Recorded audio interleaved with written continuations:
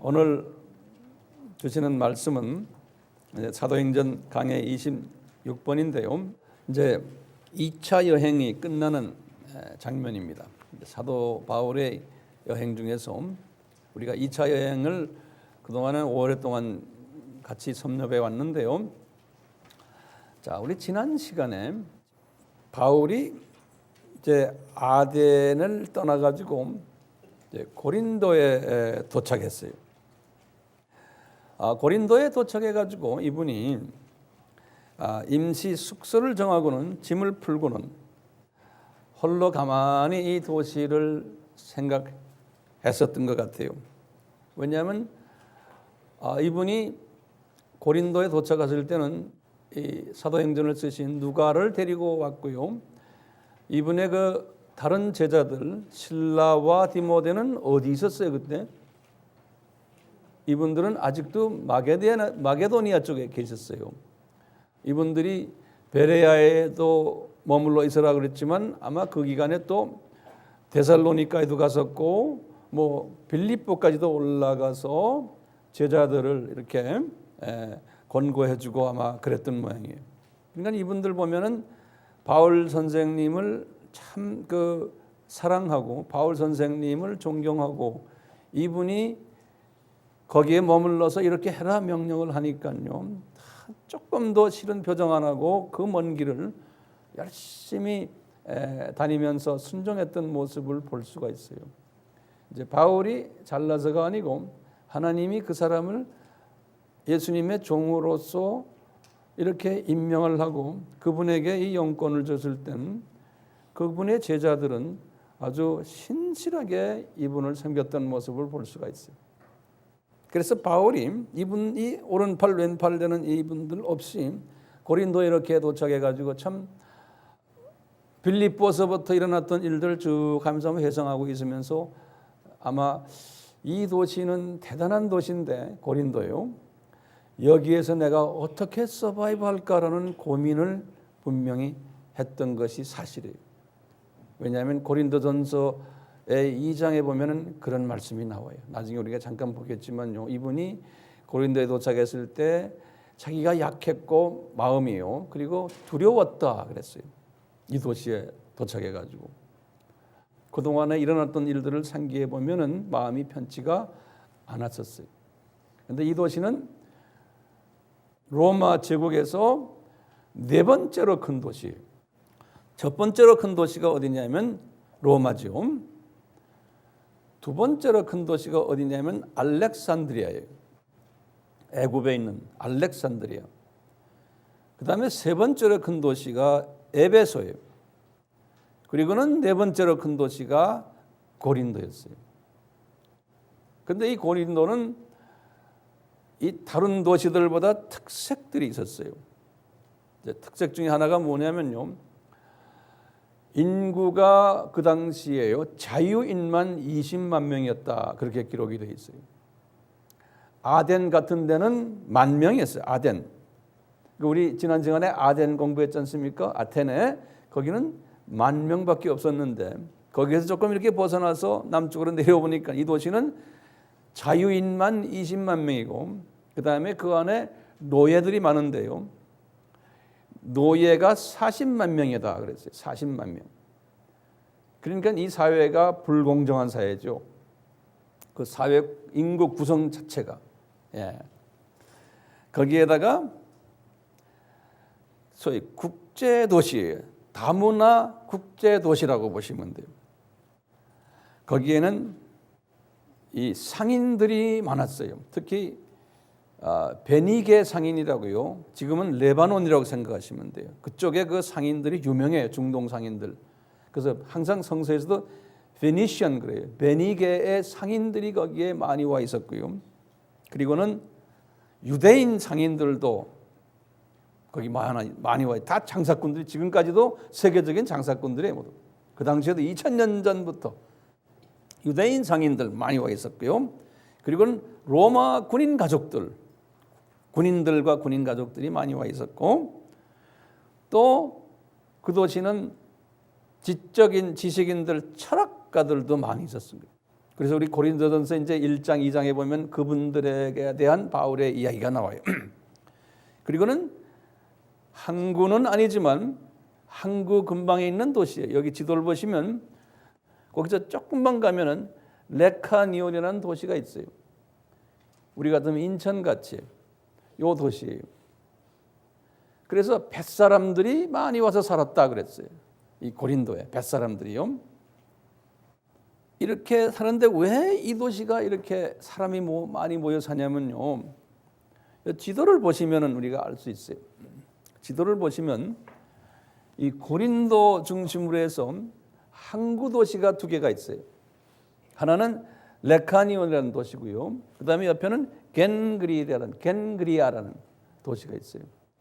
항구 도시들인데 요 겐그리아와 레카니온을 잇는 요 조그마한 이걸 뭐라 그래요? 반도는 아니지. 이 아가야 지방만 봤는데 여기 다리 같은 브릿지 같은 게 있는데 여기에 운하를 팠어요. 운하를 파가지고 보시면 이쪽에 있는 터키 지방에 있는 모든 장사하는 사람들, 저쪽 가서 이스라엘까지, 애굽 사람들까지 이쪽으로 가서 이제 센터가 여기가 로마 아닙니까? 로마 이태리로 가려면은 이태리하고 스페인 이쪽으로 가려면 이 밑으로 가면은 약 한 200km를 더 가야 된대요. 그래서 요 운하를 통해서 가면은 훨씬 가깝다는 거예요. 그래서 요 운하가 아주 그 무역의 중심 해협이 된 거예요. 그러다 보니까 고린도가 발전될 그 요지를 가지고 있습니다. 고린도가 교통의 요새라고 보시면 되겠죠. 교통의 요새. 예. 그러니까 바울이 이 도시에 가고 싶은 마음이 꿀뚝 같았던 거예요. 왜냐하면 그 도시에 가면은 세계 복음화가 가능하겠다라고 본 거예요. 이 선교하는 바울의 생각은 딴 생각을 안 해요. 어떻게 하면은 예수님의 지상 사명을 수행하느냐. 그러려면은 여러 종족이 모여 있는 도시가 바울에게는 관심사예요.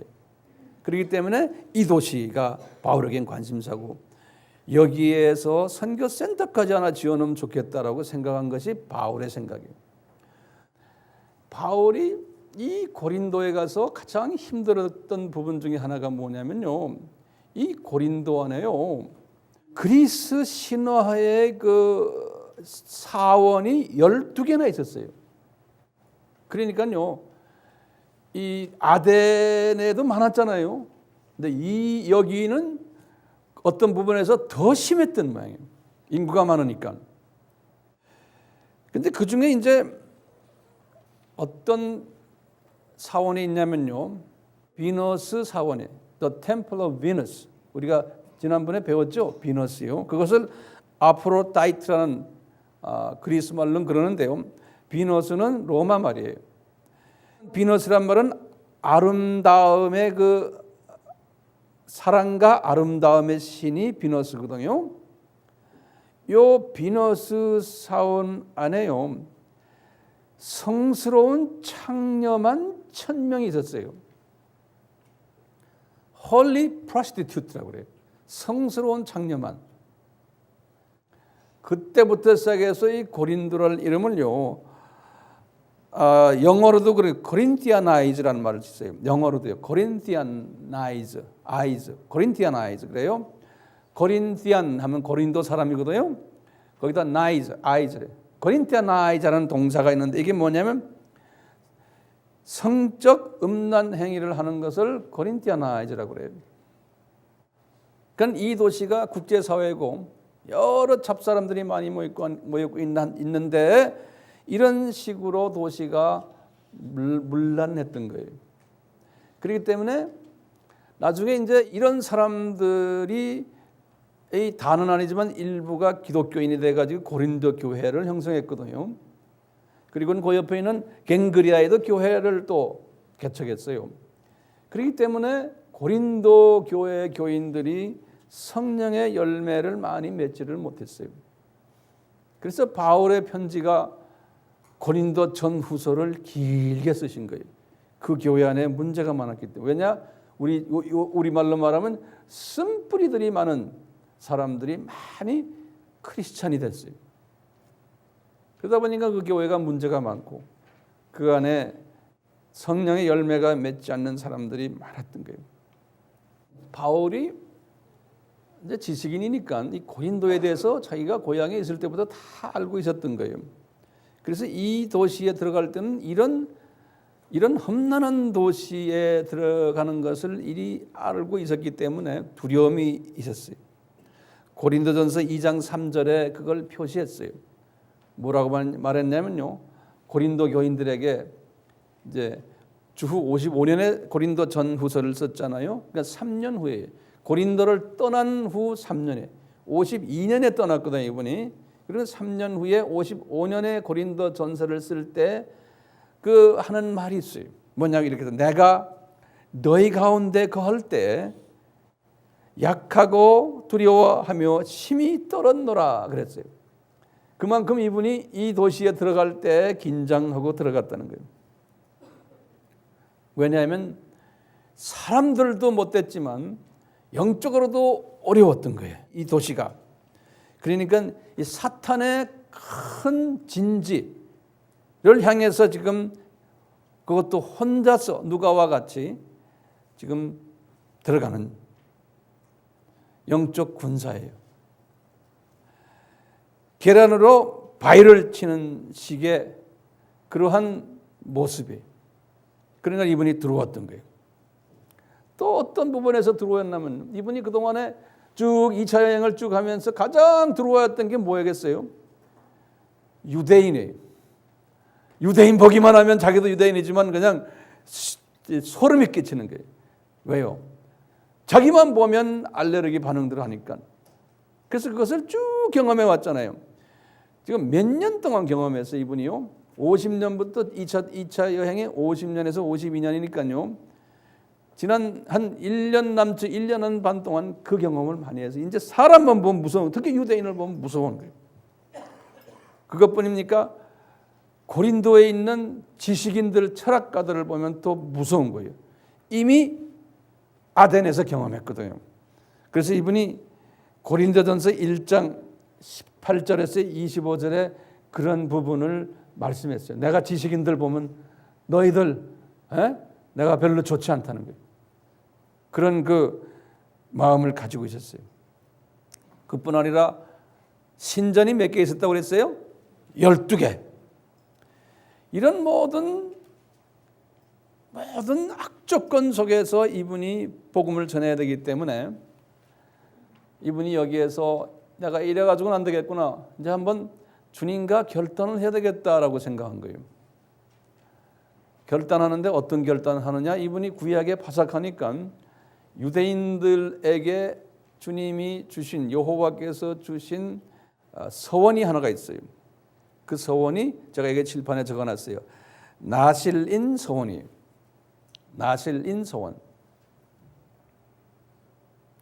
이 나실인 서원을 이분이 해야 되겠다 생각한 거예요. 그걸 영어로는 네즈라이트라고 해요. 네즈라이트. 나실인 서원이라고 그러는데 이게 굉장히 중요한 서원이에요. 민수기 6장 1절에서 21절까지 이 나실인 서원에 대해서 설명했어요. 모세에게요. 이건 무슨 서원이냐면요. 어떤 문제에 봉착했을 때 이 문제 해결 방법으로 이 서원을 하도록 해요. 그러니까 이것이 나나 여러분들에게도 적용이 돼요. 어떻게 하느냐? 이 서원을 함으로써 자신을 완전히 하나님께 헌신시키는 행위예요. 제가 다시 반복합니다. 이 서원은 뭐냐? 자신을 완전히 하나님께 헌신시키는 행위가 이 나실인 서원이에요. 다시 말하면 하나님께만 집중하고요. 하나님만 의지하고요. 하나님의 능력만 기다리는 이러한 것을 원할 때에 하는 서원이에요. 이 서원의 조건이 세 가지가 딱 있어요. 어떻게 하냐면 첫째요. 포도와 관계되는 음식은 일체 먹지 못하게 해요. 포도와 관계되는 포도주, 독주, 포도에 나오는 포도씨, 포도즙, 생포도, 건포도, 포도와 관계되는 것은 포도 껍질도 안 돼요. 왜 그렇습니까? 그거는 주님한테 여쭤보세요. 나도 잘 모르겠어요. 두 번째 이 조건이 뭐냐면요. 머리를 깎질 않아요. 그것 삭도를 대지 않는다 그랬죠. 머리를 깎지 않아요. 머리털을 깎지 않으니까요. 이제 길게 기르는 거예요. 수염도 마찬가지고. 세 번째는 시체를 가까이 하지 말아라 그랬어요. 그 내용을 보면요. 이 세 가지 조건이 나실인 서원이에요. 근데 나실인 사역은 조건이 두 가지가 있어요. 어떤 사람은 평생 나실인 되는 경우가 있어요. 또 한 사람은 자기가 정한 기간이 있어요. 그 기간 동안 나실인이 되는 거예요. 여기 지금 바울은 기간이에요. 고린도에 있는 1년 6개월 기간이에요. 그 기간 동안 이분이 나실인이 되셨어요. 이 삼손은 태어나서부터 나실인으로 하나님이 점을 찍어놨어요. 그래서 삼손이 머리를 길렀잖아요. 태어나면서부터요. 이것을 나실인이 되었기 때문에 머리를 길렀기 때문에 능력이 나왔어요. 이제 사사기 쭉 14장부터 16장까지 스토리가 삼손 이야기인데요. 나중에 한번 셀 모임에서 보세요. 이분이 머리를 이렇게 해놓으니까요. 그냥 사사기 14장 6절에 보면 사자를 그냥 찢어버린 이야기가 나요. 사사기 14장 6절에. 그리고는 사사기 14장 19절에는 아스글론 사람을 30명을 그냥 한 손에 그냥 끝내버렸어요. 그뿐 아니라 사사기 15장 15절에는 블레셋 사람 1000명을 그냥 혼자서 다 죽여버렸어요. 죽여버린 거예요. 이렇게 나실인이 되니까 능력이 나타났던 거예요. 그런데 그 나쁜 여자 들리라. 이 여자 때문에 이분이 힘이 빠져버렸잖아요.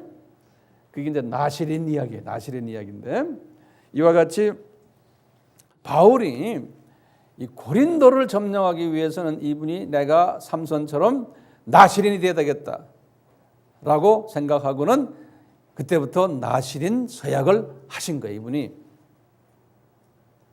나중에 이제 1년 6개월 끝난 다음에 이분이 이제 고린도를 떠나게 됐을 때 이제 에베소를 통해서 갔다가 이제 안디옥으로 갈 때 갱그리아에서 배 타기 전에 이분이 나실인 사역을 했기 때문에 이제는 내 사역이 끝났다 생각하고는 머리를 깎았느니라 그런 말 나오죠. 네? 네. 그때가 뭐예요? 나실인 사역이 이제는 끝났다라는 거예요. 이 사람이 나실인 사역을 한 이유 중에 하나는 내가 여기서 장기전을 해야 되겠다는 생각까지도 했던 것 같아요. 이게 단기로는 이 고린도를 점령할 수 없다라고 생각하고 그래서 이제 장기전 전략으로 들어간 거예요. 그러니까 장기로 들어가려면 이제는 먹고 살아야 되잖아요. 그래서 이분이 거기에서 짭을 구해야 되겠다라고 생각한 거예요. 이분이. 근데 이분이 예전에 학자였을 때는 뭐 그걸로 돈벌이였지만 이제는 막노동을 해야 되는 입장에 있은 거예요. 그런데 이분이 어릴 때 자기 아버지에게서 천막 사업을 하는 그것을 배웠대요. 기록에 보면요. 그래서 이분이 여기에서 이제는 내가 천막업을 해야겠구나라고 생각하고는 장기전을 짜고는 이제 천막 사업을 하는 계획을 구체적으로 짠 다음에 이 도시에 천막 사업을 하는 사람이 누군가 해서 알아보니까 어느 집에 누구라는 거예요. 그래서 이분이 거길 찾아간 거예요. 거길 가보니까 누가 있냐면 아굴라와 브리스길라가 거기에 사장님이. 그래서 이분한테 가서 인사를 드리고 나 이렇게 당신 만나러 왔는데 어떻게 해서 여기까지 왔나를 설명을 해준 거예요. 그러니까 이 아굴라와 브리스길라에게 이제 인사드리면서 아굴라와 브리스길라가 하는 말이 유대인인데 우리가 본도라면 이 터키 쪽에서 제일 북쪽 쪽에 갈라디아에서도 북쪽에 흑해 있는 쪽에 나 여기 출신이다. 그러니까 바울이 아주 마음에 탁 가는 거예요. 자기하고 같은 터키 출신이고 또 유대인 디아스포라고. 알고 보니까 이 브리스길라와 아굴라가 자기 고향에 있었을 때 기독교를 접해가지고 이미 개종까지 한 사람들이에요. 기독교로. 개종까지 해가지고 이분들이 사업을 하면서 로마까지 가가지고 로마에서 복음을 전하는 일까지 했던 사람들이에요. 이런 이야기를 잠깐 들으니까 바울이 말이죠. 아, 그래요? 저도 말이죠. 길리기아 다소 출신이고 예루살렘에서 여차 학교 나오고 나 바리새인 출신이고 벤야민 집하고 가멜리엘의 제자고 그러다가 내가요 다메섹에 갔다가 여차에서 내가 예수님 만나가지고 아라비아에 가서 3년 있다가 다시 와서 나중에 고향까지 와가지고 7년 있다가 안디옥 교회 전도사가 돼가지고 있다가 성령님이 선교 나가라 그래서 1차 선교하면 나와 또 2차 선교를 나와서 빙빙빙빙 돌다가 나 지금 여기까지 왔으다 그러는 거예요. 그러니까 이 아굴라와 브리스길라가 그냥 감동을 받는 거예요. 아, 어쩌면 당신과 나와 이렇게 공통점이 있느냐 이거예요. 그래가지고 이분이 그런 거예요. 실은 나도 로마에서 장사하지만 틈틈이 나는 유대인 회당에 들어가서 복음을 전했단다. 그런데 우리 부부가 열심히 복음을 전하는데 그 안에서 당신도 유대인과 싸움했지 나도 그 안에서 핍박을 받아가지고 아주 로마에서 소문났단다. 유대인 공동체가 완전히 우리 때문에 그냥 싸움바닥이 됐단다 그러는 거예요. 그래서 로마에서 유대인끼리 싸움하는 모습을 보고는 그 황제 클라우디우스 여기요, 네? 클라우디오라고 그러죠. 네. 영어로는 클라우디우스. 네. 이 황제가 화가 나가지고 유대인 놈들 다 나가라. 시끄럽다. 그래서 우리가 쫓겨나왔다는 거예요. 여기까지 지금. 그런데 유대인들끼리 복음 때문에 싸움한 이야기를 어떻게 하느냐? 제가 딱 문헌을 보니까요. 요 1세기 역사가 있어요. 스웨토니우스라는 사람이 있어요. 로마 역사가. 요 사람의 책에 클라우디우스 왕제의 25권에 딱 보면요. 뭐가 나오냐면 이 당시에 유대인들이 예수 그리스도의 복음 때문에 싸움이 났는데 그래서 하도 시끄러워서 이 황제가 유대인들을 다 로마에서 다 쫓아내버렸다는 이야기가 나오는 거예요. 그러니까 뭘 알 수 있어요? 그때 밀려나온 사람의 대표적인 사람이 브리스길라와 아굴라라는 거예요. 그러니까 하나님께서 그렇게 다 그렇게 준비를 하셔가지고 이렇게 만나게 한 거예요. 그러니까 서로 딱 짭을 찾으러 갔다가 이게 우연이 아니죠. 하나님의 특별한 계획에 의해서 만나게 해가지고 보니까 어쩌면 말이죠. 우리와 당신과 이 비전이 같습니까? 그래서 이분들이 서로가 의기투합해가지고 우리도 맞다. 우리 이 도시 복음화 시키자. 그래가지고 서로가 이제 동력자가 된 거예요. 근데 성서에 보니까 그렇게 나왔어요.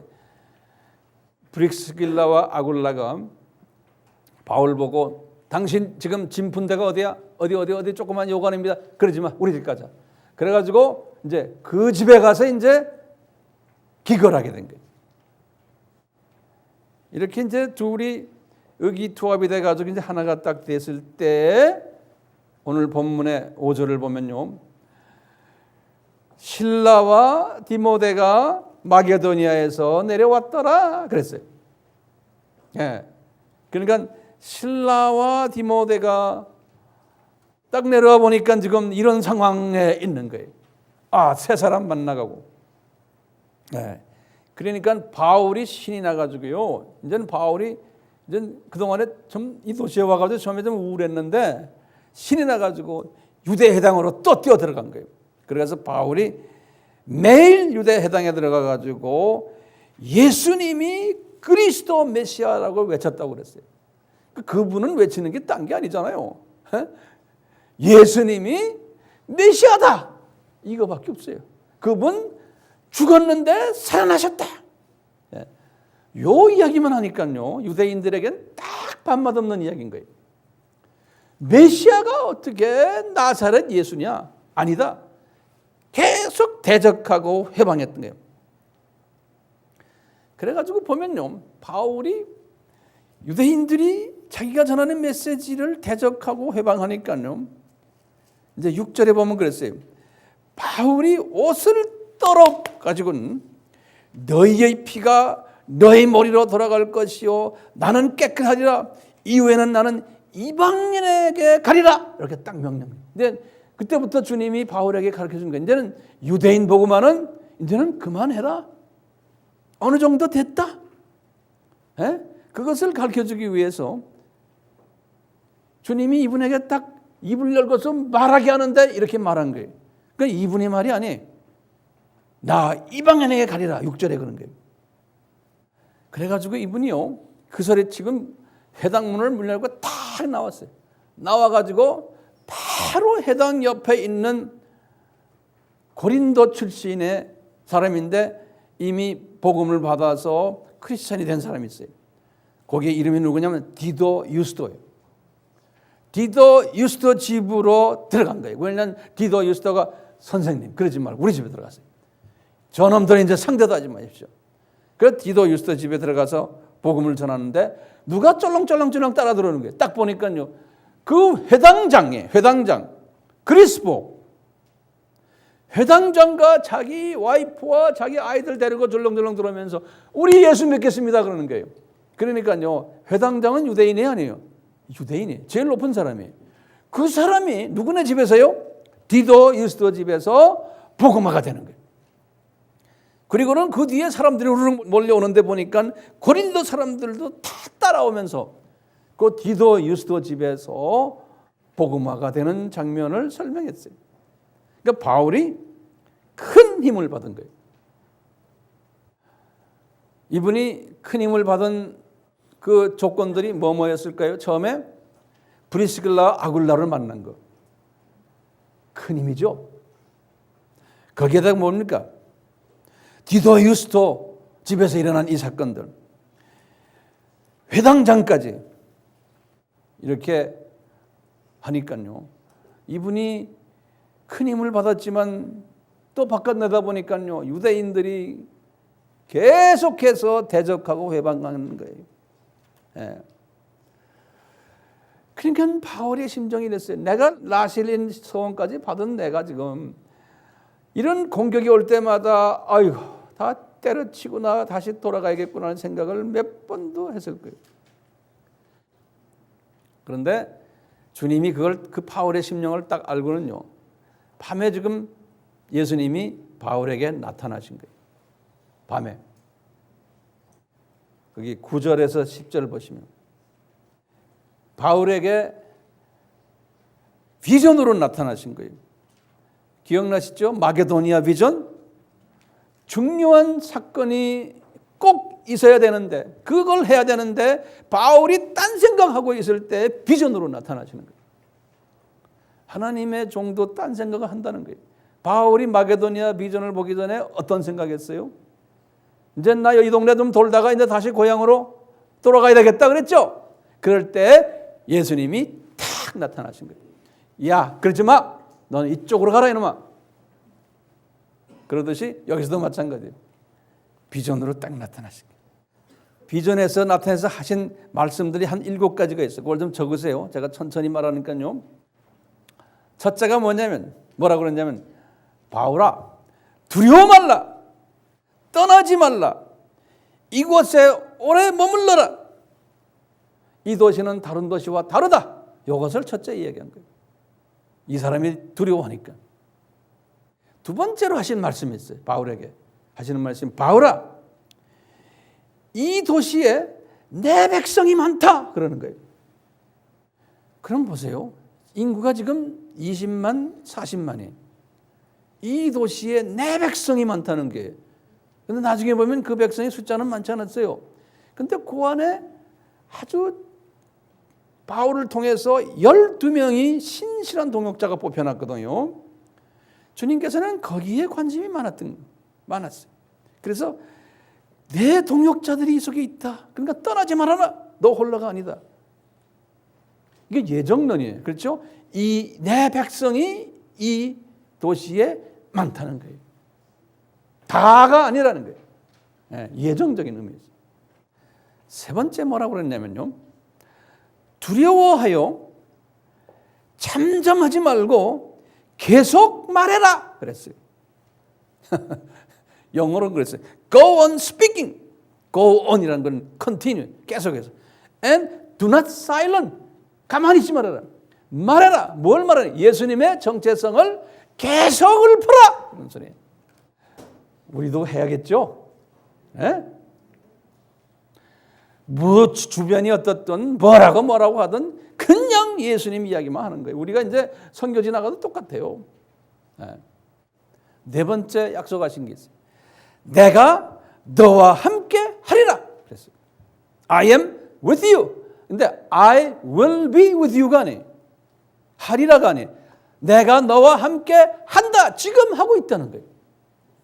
현재형으로 되어 있어요. 근데 모세나 여호수아에게 하실 때는 미래형으로 되어 있었어요. 또 우리 마태복음 28장 20절에 너희들은 가서 모든 족속으로 제자를 삼고 하다가 내가 이 세상 끝날까지 너와 함께 하리라 그랬죠. 그건 미래형인데 여기는 지금 현재형으로 되어 있어요. I am with you. 내가 지금 너와 함께 하고 있잖아. 겁내지 말아라. 다섯 번째로 하신 말씀이 있어요. 아무도 너를 대적하여 해롭게 할 자가 없느니라. 여섯 번째로 내 동역자들이 너를 돕고 보호해 줄 거라는 거예요. 내 동역자들이, 내 제자들이. 마지막으로 일곱 번째로 그러므로 이 도시에서 1년 6개월을 있어라. 그리고는 내가 시키는 사역을 하느라. 1년 6개월 동안 딱 이렇게 명령하시는 거예요. 비전에 나타나셨어요. 자, 그렇다면 1년 6개월 동안 바울이 무슨 사역을 했나요? 그게 이제 제목이에요. 1년 6개월 동안 바울이 무슨 사역을 했나요? 첫째 이분이 하신 게 뭐예요? 이분은 문서 사역을 했어요. 바울의 그 제자 실라와 디모데가 마게도니아 쪽에 갔다가 오면서 바울에게 선교 보고를 한 거예요. 선생님, 데살로니가 교인들이 참 문제가 많습니다. 그분들을 향해서 편지 하나 쓰세요. 그래서 이분이 고린도에 앉아가지고 데살로니가 전후서를 서술한 거예요. 문서 사역을 했어요. 나중에 이제 에베소에 가서도 똑같이 문서 사역하는 장면이 나오거든요. 또 바울만이 아니고요. 바울 옆에 있는 누가도 글 쓰는 사람 아니에요? 누가도 거기에 앉아가지고요. 교회 있을 때마다 누가복음을 쓸 것을 다 정보를 모으는 거예요.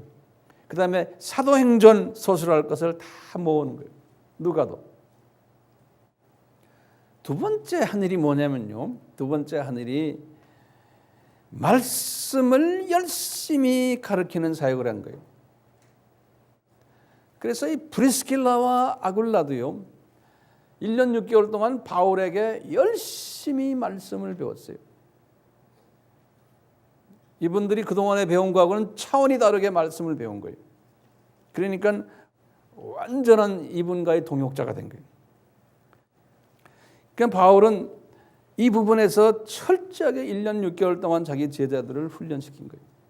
나중에 이제 우리가 이제 다음에 보지만 이제 에베소에 가서 3차 여행 때 두라노 서원을 만들어 가지고 거기에서 더 열심히 또 공부한 거예요. 거기서요. 2년을 집중적으로. 그러듯이 이 말씀을 지도자와 같이 공부하지 않으면 그 지도자와 동력을 할 수가 없어요. 세 번째 하나님은 첫 번째가 뭐였어요? 문서 사역. 두 번째가 뭐였어요? 말씀 가르치는 일. 세 번째는 교회 개척 사역이에요.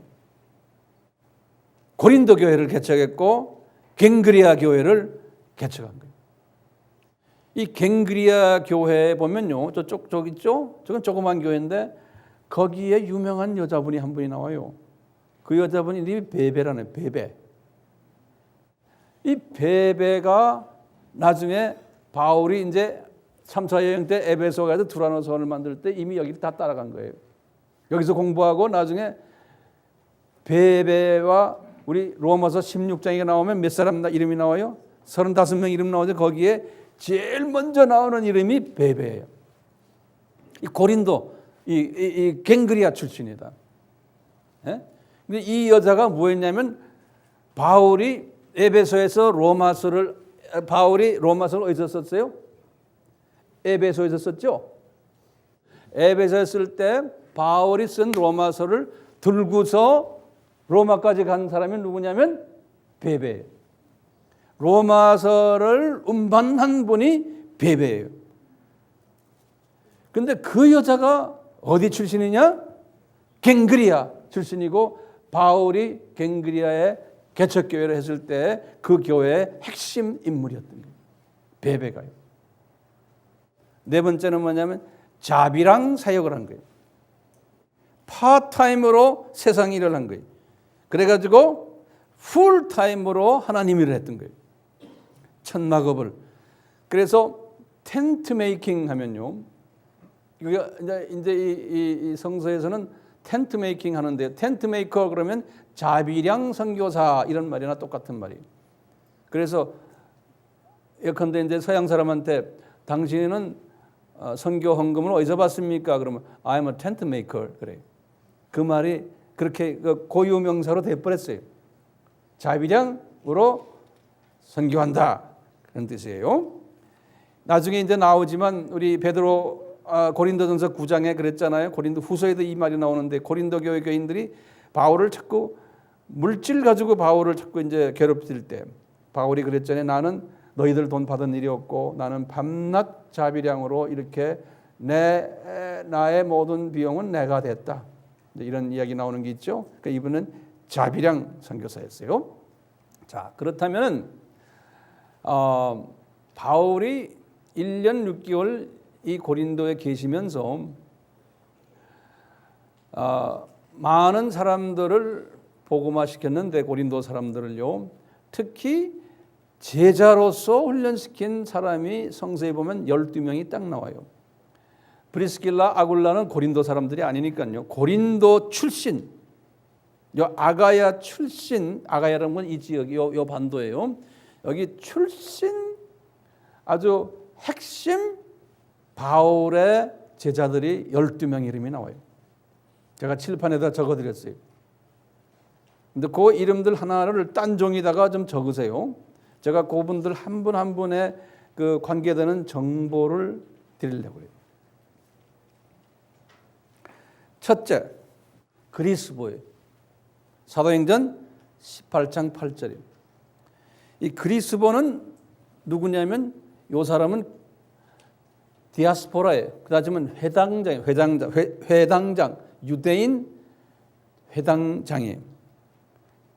고린도에 있는 유대 회당이 하나밖에 없었는데 거기에 제일 높은 사람이 이 사람이 개종한 거예요.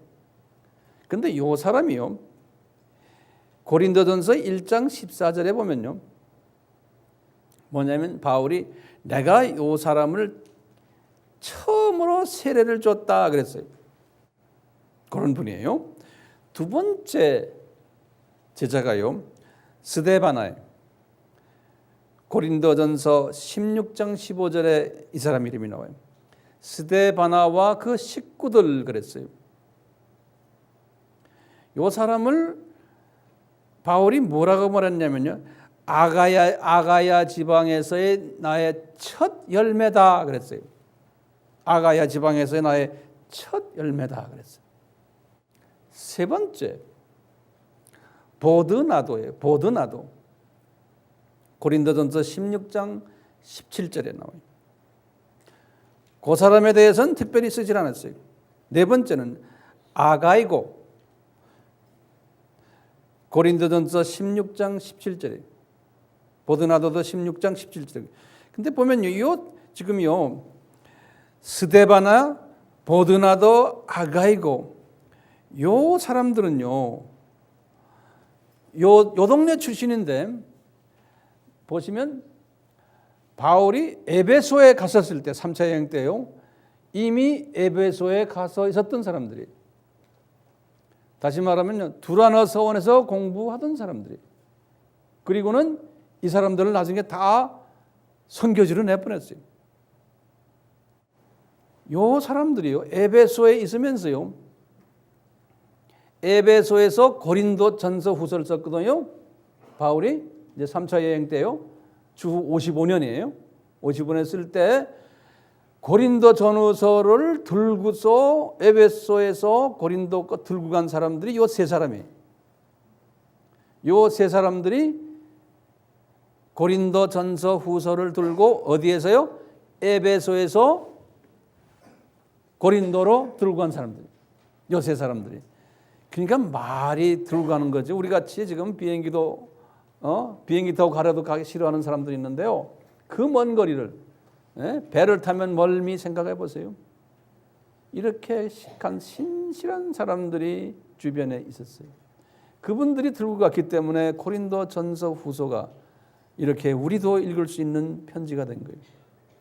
그러니까 주님이 이 사람들 지금 전국에서 얼마나 사랑하시겠어요? 다섯 번째요, 에라스도예요. 로마서 16장 23절에 나오는 사람인데요, 이 사람도 고린도 출신인데 고린도 교회의 재무 담당이었다, 이렇게 로마서 16장 23절에 써 있어요.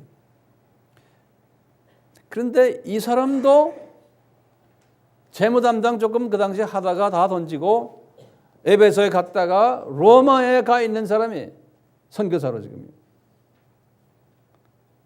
그 바울이 이렇게 개종시켜서 훈련시켜 놓은 사람들이 대부분이, 이 12명들은 대부분이 다 나중에 로마로 다 가버린 거예요. 선교사로서요. 그래서 이제 이런 것을 이렇게 제가 보면서 제가 가끔 그러죠. 우리 AMI 형제 자매들이요, 여러분들도 언젠가는 로마로 가셔야 됩니다. 선교지로 가라는 거예요. 가셔야 됩니다. 자, 그 다음에 여섯 번째 사람은 구아도라고 그랬어요. 로마서 16장 23. 로마서 16장 23은 다 로마로 간 사람들이 고린도 출신들인데, 그 다음에 일곱 번째 가이오예요. 가이오는 고린도전서 1장 14절에 써 있어요. 이 사람도 아까 그리스보와 같이요, 바울이 첫 번째 세례 주신 분이라고 그랬어요. 여덟 번째 사람은요, 더디오예요. 더디오는 로마서 16장 22절에 나오는 사람인데요, 고린도 출신이에요. 이 사람도 바울이 로마서를 쓰실 때 너무나 그러니까 이분이 대필을 해준 모양이에요. 그래서 바울이 그랬어요. 로마서를 쓸 때 대필자가 더디오였다 그래요. 아홉 번째는요, 소수테네예요. 이 유명한 분이에요. 이 사람은 이 동네 이 고린도 출신인데 에베소에 앉아 있는 분이에요. 고린도 전서 1장 1절에 보면요, 에베소에 앉아서 바울이 고린도 전서 쓸 때 소수데네도 같이 썼다 그랬어요. 그 사람 이름도 같이 나와요. 바울이요. 나 바울과 소수데네가 이렇게. 이 사람이 어떤 출신이냐면 고린도 그 유대인 회당에 이 사람이 회당장 출신이에요. 아까 그 그리스보도 회당장 출신이 아닙니까? 이 사람도 회당장 출신이에요. 사도행전 18장 17절에 보면 나와요. 그러니까 회당장 출신 두 사람이, 그러니까 전임자가 개종을 하니까 후임자가 들어갔는데 그 후임자도 개종한 거예요. 그렇게 이해하시면 되겠죠? 네. 그 다음에 10번째 사람이요, 글로에예요. 글로에. 고린도전서 1장 11절에.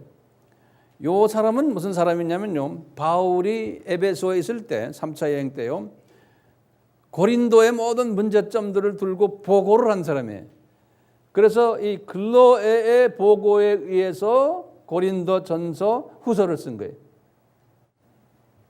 그 다음에 11번째 사람이 베베예요. 베베는 제가 아까 말씀드렸어요. 로마서 16장 1절이에요. 갱그레아 교회 일꾼이고 여자고요. 이제 로마서를 전달한 사람이에요. 마지막으로 12번째 디도 유스도예요. 디도 유스도. 사도행전 18장 7절에 보면요, 이 사람은 아까 봤죠? 바울이 이 사람 집에 들어가서 집회를 해가지고 회당장도 또 다른 분들도 예수님을 믿는 사건이 일어난 그런 분이에요. 그런데 성경을 쭉 보면서요, 이제 이렇게 이런 그 바울이 누구를 복음을 전해서 바울의 신실한 사역자들이 되었나를 성경을 제가 이렇게 보면서 쫙 이렇게 뽑아낸 거예요. 네. 여러분들이 뽑으려면 쉽지가 않아요. 그래서 제가 노력을 해서 주님이 주시는 지혜로서 이걸 다 뽑아놨으니까요, 그냥 적지만 말고 이제 요거를 외워서 이제 묵상도 하시고 또 전하시고 그렇게 했으면 좋겠죠. 네. 신기한 게 12명이에요. 예수님도 12명이었죠? 보면은 12명이. 자, 요런 사람들을 주님이 숨겨놨기 때문에 떠나지 말아라 그런 거예요. 예? 너 여기에 있어라. 내 사람들을 내가 너에게 줄게 그러는 거예요. 근데 신기한 거 보면요, 이 사람들을요, 바울이 신문 광고를 내가지고 불러온 게 아니잖아요. 바울이 뭐 특별히 뭐 사람들 시켜서 뭐 특별한 연예인 대회를 한다고 그래서 사람들 모아놓은 것도 아니고요. 보면 내가 다 이걸 말씀 보면요, 바울이 그 당시에 별로 인기도 없던 사람인데, 같은 유대인들도 싫어하는 사람인데 어떻게 이 사람들에게, 바울에게 이 사람들이 모여들었을까? 이 신실한 사람들 보면서 바울은 꼭 자석 같은 사람이구나 이렇게 생각했어요. 자석. 이 예수님께만 딱 붙어 있으면 바울처럼요, 바울은 자석이에요. 그래서요, 하나님이 예정된 그 못들, 스크류들, 못이 아죠? 쇠못들, 스크류들, 나사못이라 그러죠? 네? 이런 것들 가까이 가기만 하면 와락 하고 바울에게 달라붙는 거예요. 주님께서 그렇게 만들어 놓은 거예요. 하나님이 예정한 나사못들, 나사들, 이런 것들은 제가 만든 말이에요. 이게 자석 원리가 아닌가? 그러니까 문제는 뭐냐? 내가 자석만 되면 되는 거예요.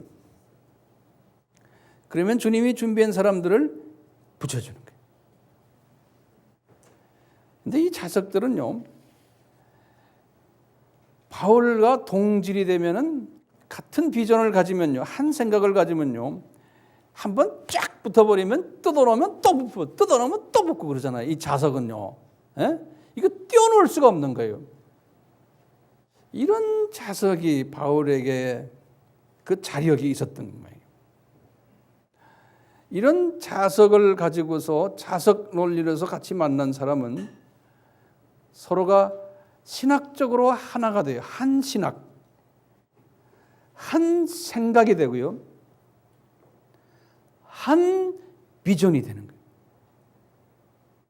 이렇게 된 사람들은요, 그 안에서도 보면 고린도에 그 인구가 그렇게 많았는데 거기에 아주 소수가 이런 생각을 가졌었어요. 바울과 같이. 그러니까 예수님이 비전을 주실 때 바울에게 바울아 이 도시에 내 백성이 많다 그럴 때는 여기서 이것을 두 가지로 볼 필요가 있어요. 한 가지는 뭐냐? 이런 특별히 자석에 탁탁 달라붙는 요 12명, 요 백성도 백성이에요. 이건 소수예요. 그리고는 일반 성도들이 또 있어요. 일반 크리스천들. 이 사람들은 그 자석이 아무리 강해도 이 못이나 이 스크류가 순수한 철이 아니면 이거 와서 달라붙질 않는 거예요. 그걸 우리가 보면요, 다수의 고린도의 사람들은 문제인물들이었어요. 크리스천들은, 고린도 크리스천들은 다수예요. 그냥 구원받고 그냥 그러다가 이제 주님 나라에 가는 사람들이에요. 그걸 어떻게 아느냐? 고린도 전서 후서를 보면 아는 거예요. 그러니까 바울이 이것 때문에 고민하는 거예요. 어떻게 이렇게 12명 소수만 이렇게 사람들이 괜찮고 왜 다수는 이렇게 열심히 복음 전했는데 이렇게 문제가 많으냐 이거예요.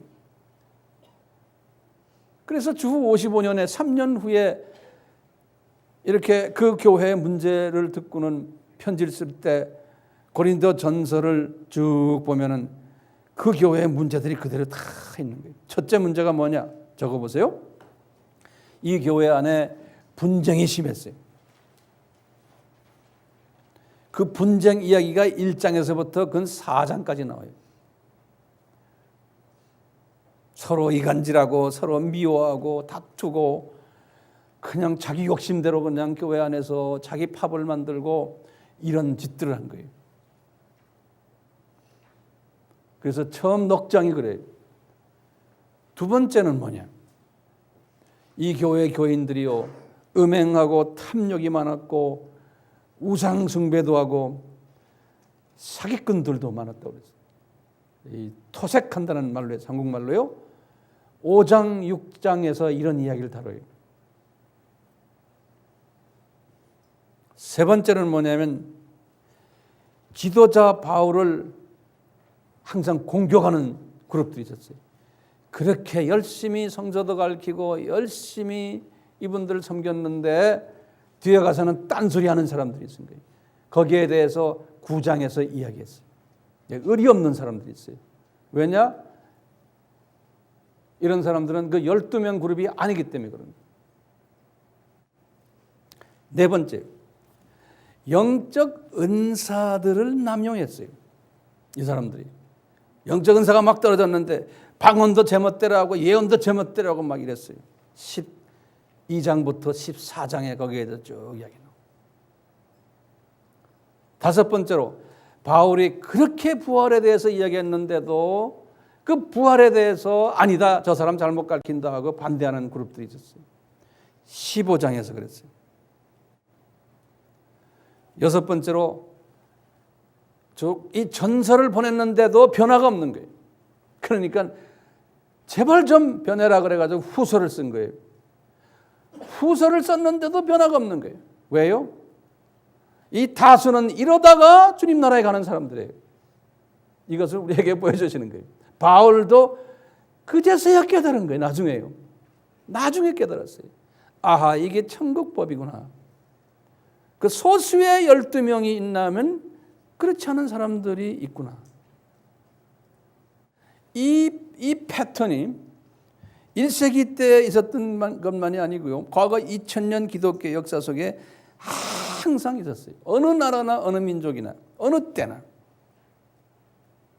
그러니까 바울은 이제 3차 선교 나가서도요, 요 소수의 12명을 찾아다닌 거예요.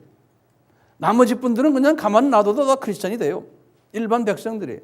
그 사람들에게 아무리 말해도 안 된다는 거예요. 그럼 바울이 그걸 알았어요. 그래서 이제는 투자를 제대로 하는 거예요. 네. 소수 정예를 만드는 거예요. 왜 그러냐? 요 소수 정예가 터키 복음화와 그리스 복음화와 나머지 로마 복음화를 했던 거예요. 이 소수가요. 이 다수가 한 게 아니에요. 이 원칙은 과거 2000년 기독교 역사에서 그대로예요. 소수가 한 거예요.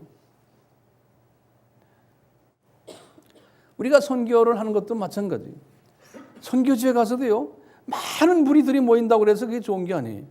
그 안에 소수의 이런 사람들을 찾아내는 것이 우리 선교의 최종 목표예요. 네. 이 소수 중에 특별히 또 하나님께서 특별히 쓰신 분이 있었어요.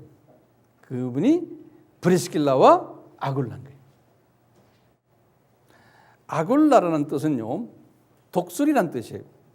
아굴라. 브리스길라라는 말은요, 작은 노인이란 뜻이에요. 그건 젊은 여자는 분명히 아니었던 모양이에요. 영어로는 little old lady 그랬어요. 이 브리스길라라는 뜻이. 이분들이 이렇게 해서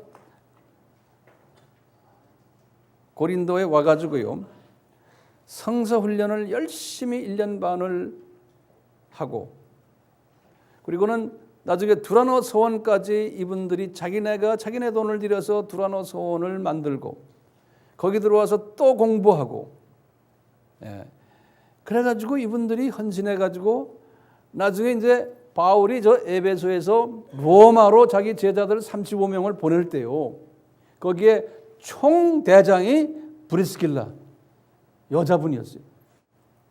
그런데 로마서 16장에 보면 그분들 이름이 쫙 나오는 게, 바울이 로마서를 쓰시면서 거기에다 안부를 전한 거예요. 그분들에게.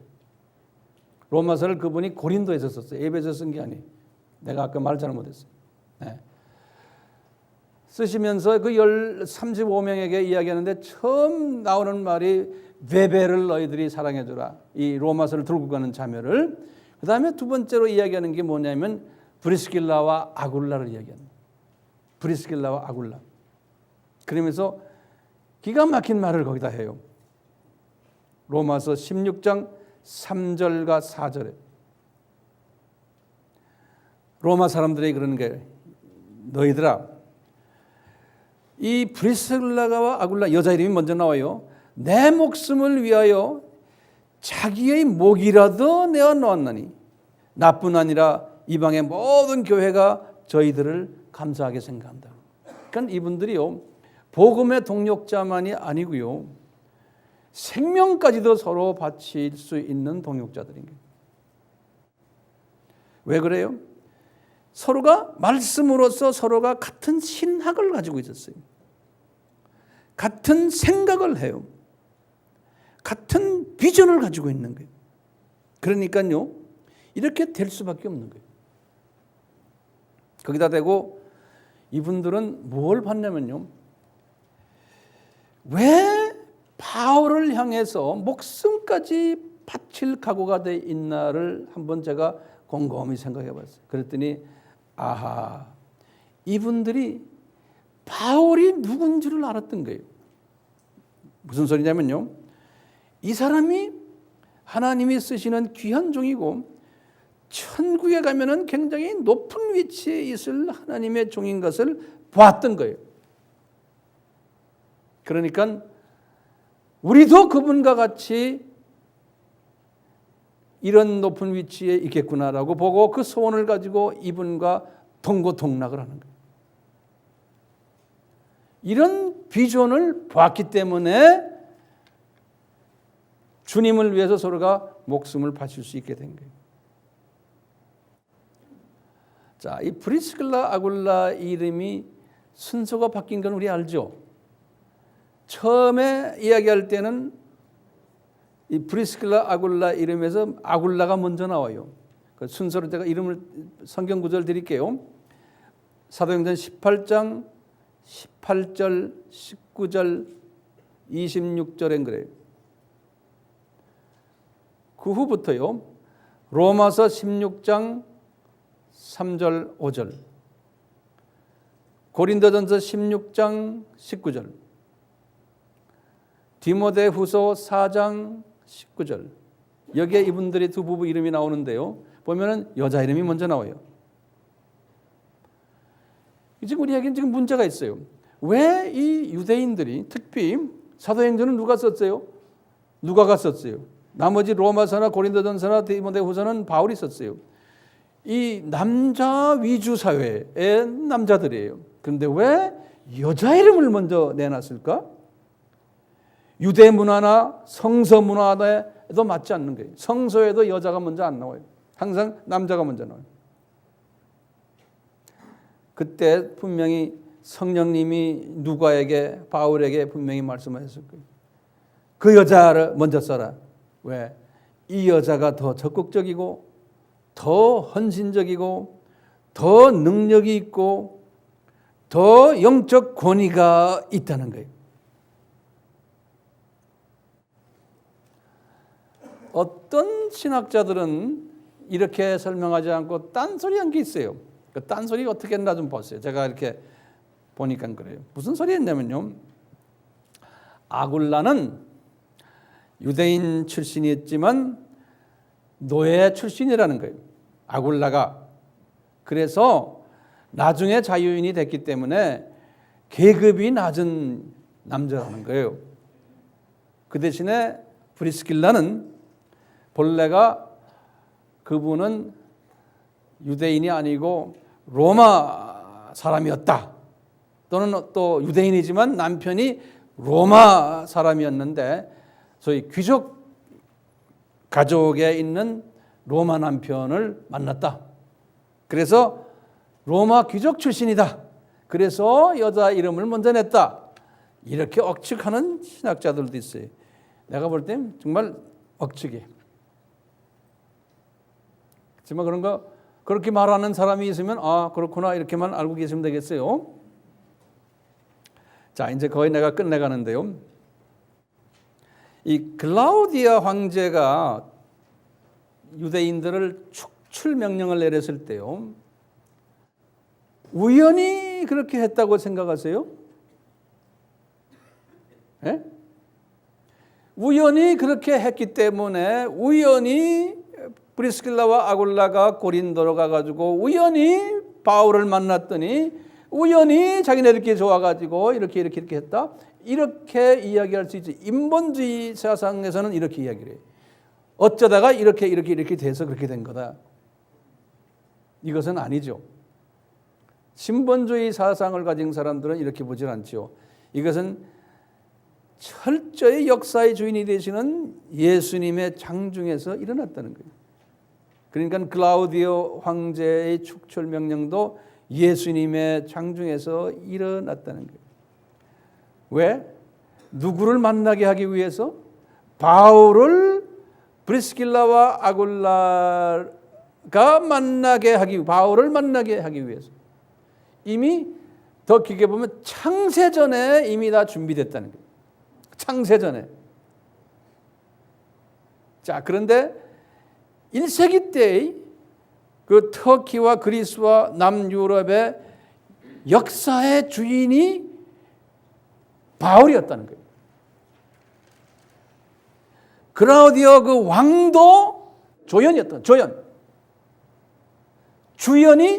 바울이었다는 거예요. 왜 주연이 바울입니까? 예수님의 지상 사명을 철저하게 순종하는 사람이기 때문에 그런 거예요. 천지창조를 하신 예수님이 명령하신 거예요. 이것이 가장 큰 명령인데 이것에 순종하는 역사의 주인 되시는 분의 명령에 순종하는 사람이 바울이었기 때문에 그분이 센터가 된 거예요. 그래가지고 나머지 모든 사건들과 모든 역사 인물들 전부 다가 이 주인공의 하는 일을 돕기 위해서 또는 방해하기 위해서 주인공의 드라마 속에서 움직이는 조연들이었다. 그 조연 중에 하나가 클라우디아 황제도 그랬다는 거예요. 클라우디아 황제는 우리 영화 장면에서 한 씬이 누구하고 누구를 만나게 하기 위해서 이 사람이 이렇게 열을 냈습니까? 이 두 사람들 만나기, 바울과 프리스킬라와 아굴라를 만나기 위해서. 왜요? 이 프리스킬라와 아굴라는 바울이 하는 이 로만 엠파이어, 로마의 제국을 복음화하는 일에 가장 중요한 핵심 부부였는데, 뒤에서 물질 대고 교통 정리하고 이 모든 일들을 이 여자가 앞장서서 한 거예요. 목숨까지 갖다 대고. 자, 보세요. 1년 6개월이 이렇게 지났어요. 이제는 바울이 떠날 때가 됐어요. 고린도에서. 떠날 때가 됐는데 주님이 바울에게 떠나라는 메시지를 간접적으로 환경을 통해서 하시는 거예요. 그것이 이제 18장 12절에서 17절이에요. 왜냐?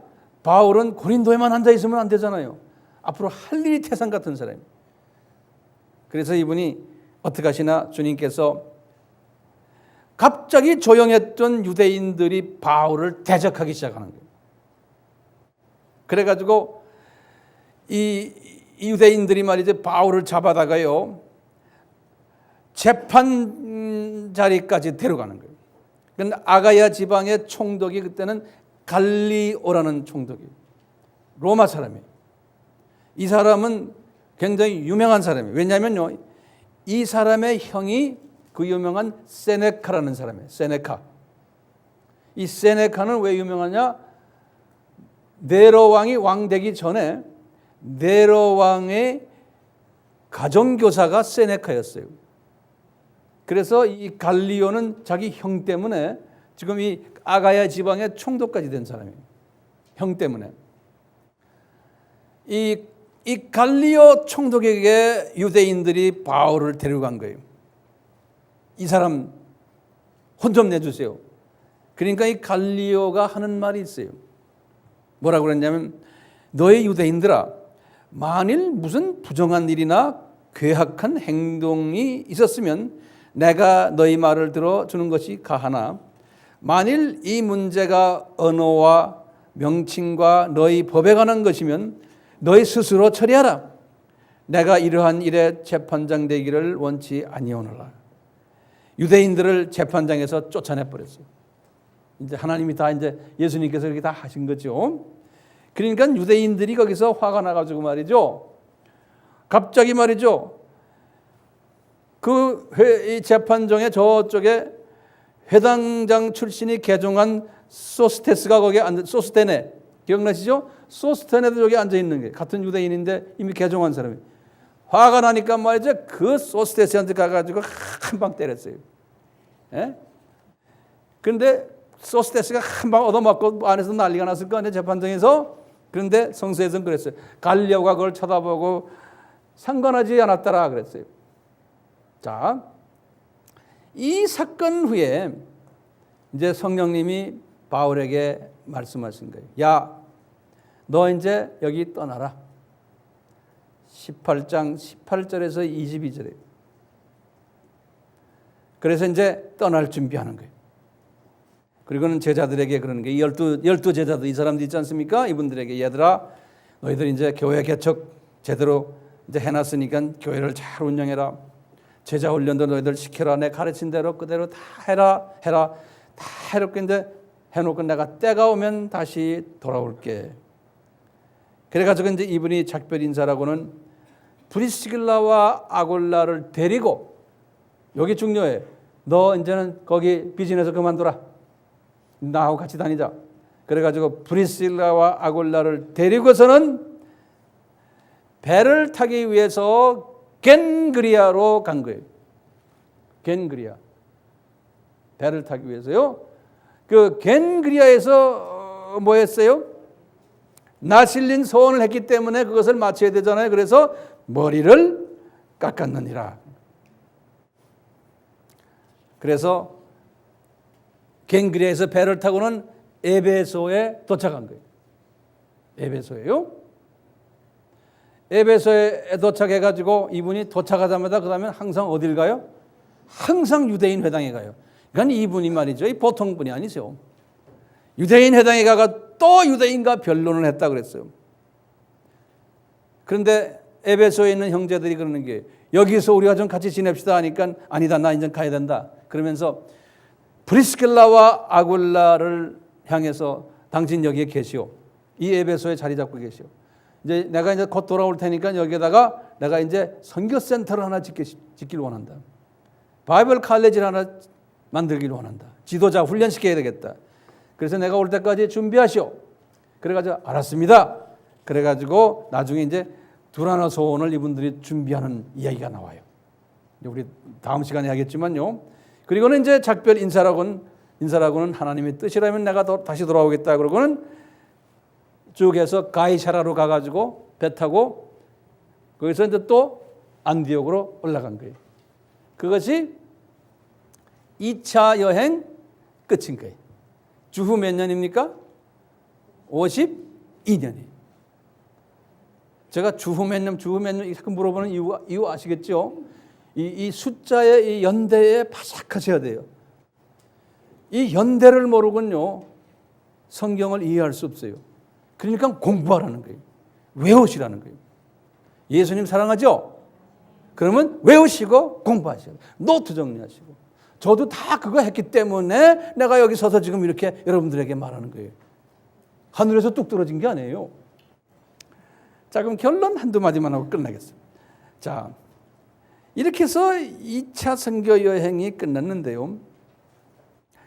바울이 주후 50년에서 52년 동안 2년 동안 복음을 열심히 전해서요.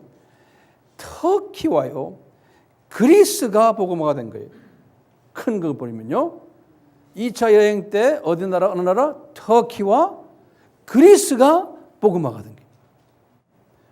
그렇게 놓고는 이 사람이 복음화할 때 항상 썼던 선교 전략이 뭐냐면 어느 마을이나 들어가면은 유대인 회당부터 먼저 들어간 거예요. 여기 이분의 선교 전략이었어요. 우리가 지금 2년 동안 한 걸 보면요. 그래가지고 제일 먼저 누구를 공격을 해요? 유대인 먼저 공격하는 거예요. 그리고 그 안에 있는 또 누구예요? 경건한 헬라인을 공격하는 거예요. 그리고는 현지인들 공격하는 거예요. 이게 이분의 선교 전략이었어요. 그리고 뭐 했어요? 그 사람들 통해서 각 지역의 교회를 이제 이게 다 교회라는 게 가정교회들이 개척하고요.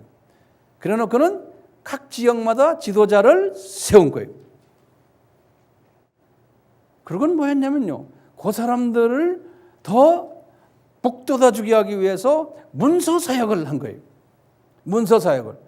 문서로서 고린도 전후서 쓰고 데살로니가 전후서 쓰고 로마서 쓰고 문서 사역을 한 거예요. 그리고는 이분이 깨달은 게 있는 거예요. 아하, 예수 믿는 사람은 많았지만 소수의 헌신자들에 의해서 복음화가 진행되는구나 라는 걸 깨달은 거예요. 다수의 크리스천들은 오히려 복음에 방해꾼 되거나 구경꾼이라는 거예요. 이게 아이러니예요. 예? 다수의 크리스천들은 복음에 방해꾼 되거나 안 그러면 또요 구경꾼으로서 남아 있는 게 바울이 2차 선교 여행을 하면서 깨달은 거예요. 이분이 이제 안디옥에 돌아가 가지고 이분 생각은 밤낮 없이 2차 선교 여행 하면서 주님이 주신 이 선교지를 생각만 하고 집에 와서 잠을 못 자는 거예요. 빨리 들어가고 싶었어요. 그 형제 자매들을 만나고 싶었어요. 그쪽에서 오는 소식도 자꾸 들려오는 보면 내가 빨리 가야 되겠다 생각하는 거예요. 그래서 6개월도 안 있다가요. 보따리 들고는 다시 3차로 떠나는 거예요. 이분이 그것이 다음 시간에 이제 나올 거예요. 제가 기도드리겠습니다. 예수님께서 바울에게 선교지로 떠나라 하시고는 바울이 열심히 선교를 할 때마다 좌절이 오고 어려움이 올 때 고향으로 돌아가군 싶은 마음이 있을 때마다 마게도니아 비전도 보여주시고 고린도에서 또 비전도 보여주셨습니다. 그러시면서 주님이 이 바울에게 맡겨주신 일들을 하나하나 진행하셨습니다. 우리도 마찬가지입니다.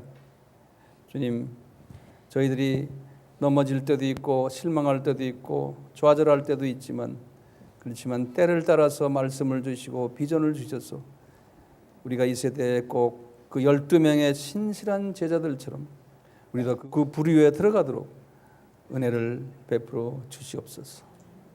예수님의 이름으로 기도드리옵나이다. 아멘. 지금 이 시간은 예수 그리스도의 무한하신 은혜와 하나님 아버지의 극진하신 사랑하심과 성령님의 감화, 감동, 깨달음, 순종케 하심이 항상 우리에게 있기를 축원하옵나이다. 아멘.